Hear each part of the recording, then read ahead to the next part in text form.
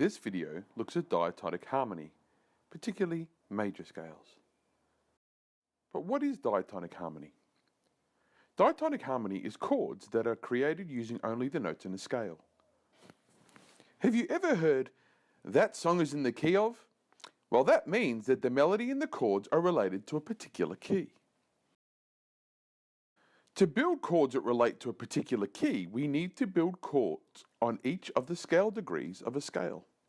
In this video, we are going to use the major scale as the basis for this work, so we will build chords on each scale degree of the major scale.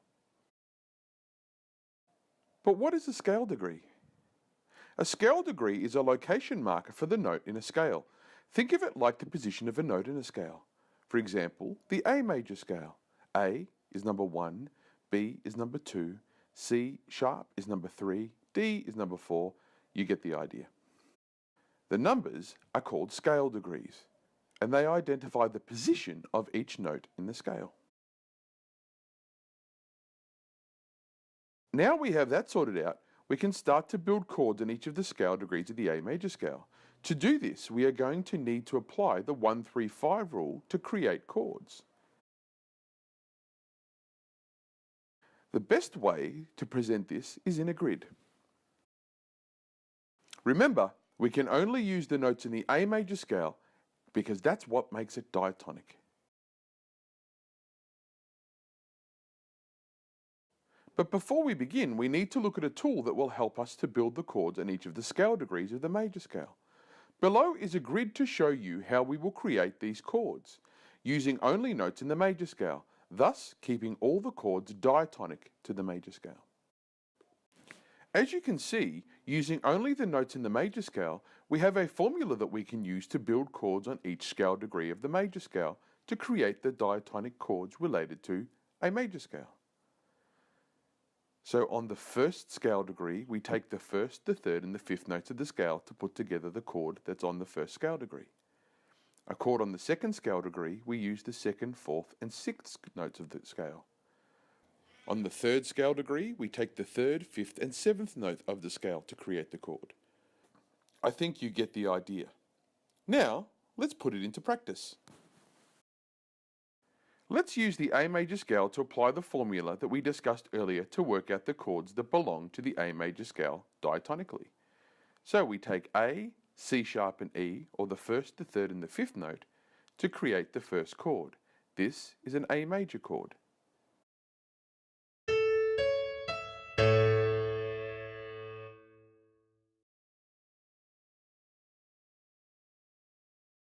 Now we need to apply this idea to the rest of the notes in the A major scale. To do this, pretend the next note in the scale is the first, and then work the third and fifth from there.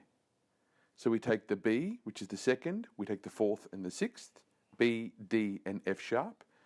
We put those three notes together, and we get a minor chord.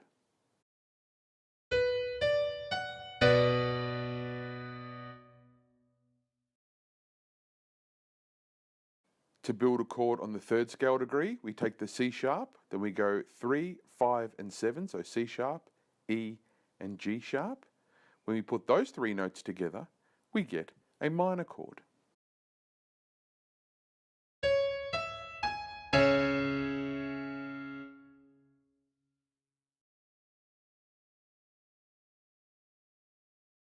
To build a chord on the fourth scale degree, we take the fourth, the sixth, and the octave.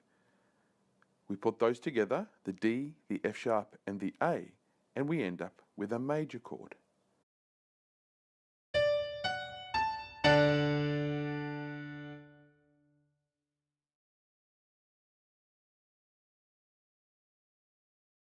To build a chord on the fifth scale degree, we take the fifth, the seventh, and the second, the E, the G sharp, and the B.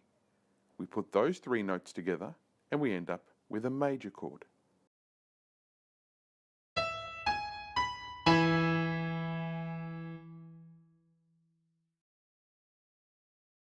To build the chord on the sixth scale degree, we take the sixth, the eighth, and the third notes of the scale. We put them together, so that's F sharp, A, and C sharp. and we get a minor chord.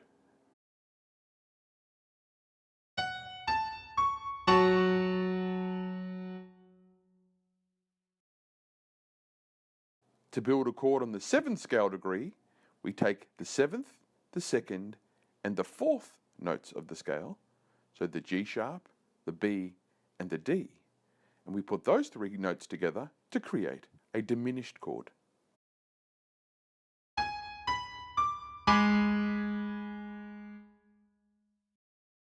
And finally, we're back at the tonic again. So we take the 1, the 3, and the 5, the A, the C sharp, and the E. We put those 3 notes together, and we're back at an A major chord like where we started.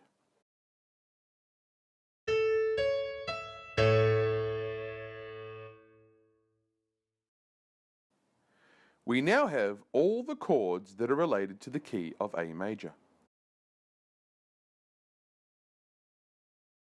So what does this mean? Well, chord progressions move from one chord in the grid to another to create a harmonic layout for pieces of music. A common progression is a 1-4-2-5-1, which identifies which chords in the diatonic grid that we move from and to. Here is our A major diatonic grid. So, in the key of A major, this means that we play the following chords. 1, we play an A major chord. The 4, we play a D major chord. The 2, we play a B minor chord. The 5, we play an E major chord. And then we go back to the 1, which was the A major chord. These are the chords that are played in the key of A major to make this progression.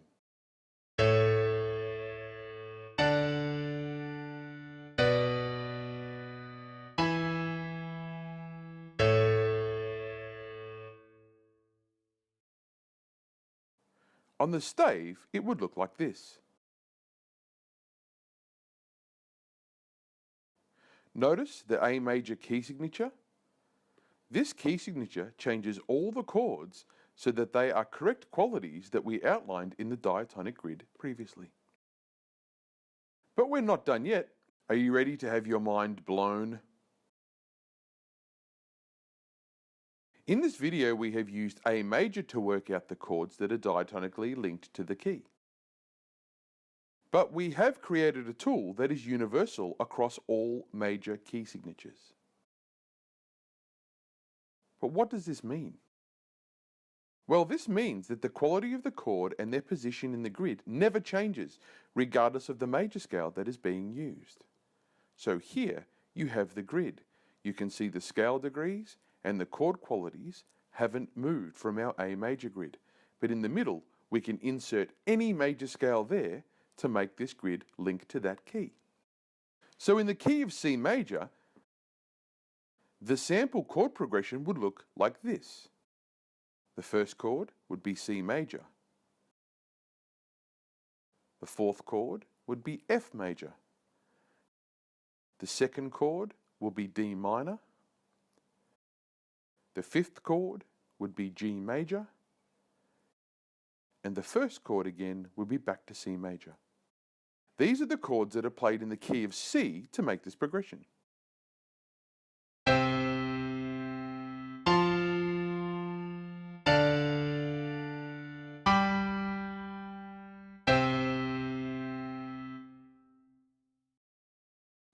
On the stave, it would look like this. Notice how the chord progression has the same flavour as the one we previously explored in A major? That is because the movement between the chords or the chord progression is the same. The only difference is the key. This progression is in C major. So now this grid becomes a tool that we use universally across all diatonic major chord progressions. In the next video, we will look at a universal system that can be used to identify these chords, their positions and their tonalities in chord progression questions. The Roman numeral system and the correct chord names. Thanks for watching. I hope you found this useful. Have a great day.